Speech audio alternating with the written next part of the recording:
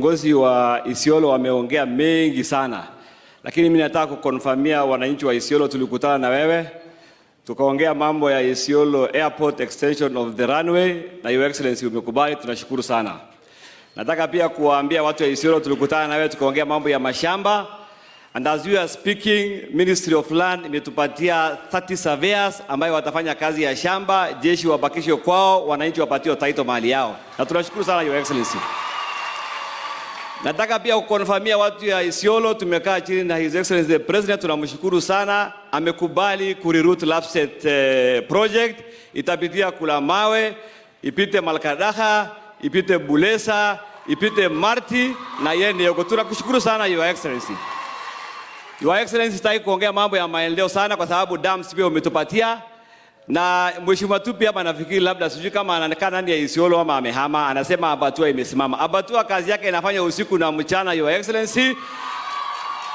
Nafikiri mzee amechanganyikiwa kidogo. By end of July tutakuita ukuje utufungulie nini hiyo abatua.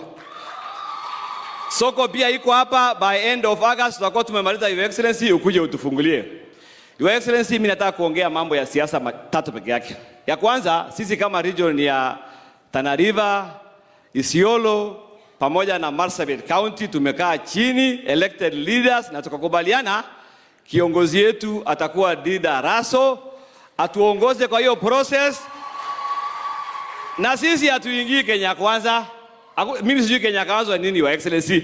Sisi kama watu wa hii region tutaingia chama inaitwa UDA. Tuko pamoja? Mimi nataka watu wa Isiolo mnaonyesha kama nataka tuingie UDA. Sisi hatuingii chama kingine Your Excellency, mimi sijui Kenya Kwanza ni gani. Hapo tutaingia hapo ndani ya UDA. Your Excellency, Duale amesema tuache mambo ya historia. Historia ni muhimu sana Your Excellency.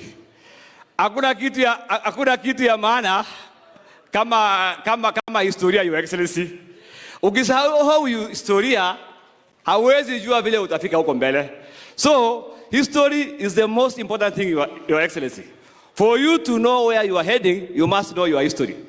So kama sisi tulikuwa watu ya usiku, wewe ulishindwa kuvumilia pressure. Sasa ile Rigiji alikuwa mbunge ya kawaida, akayeko pingo akavumilia. Sasa ni deputy president, wewe pia ungevumilia pressure. Kama pressure ilikushinda sikio ukaacha rafiki yako, Waswahili wanasema akufae kwa dhiki ndio nini?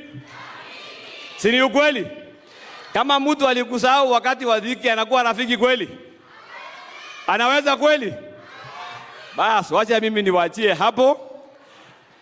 Sisi tutabakia hapa tufanye yetu.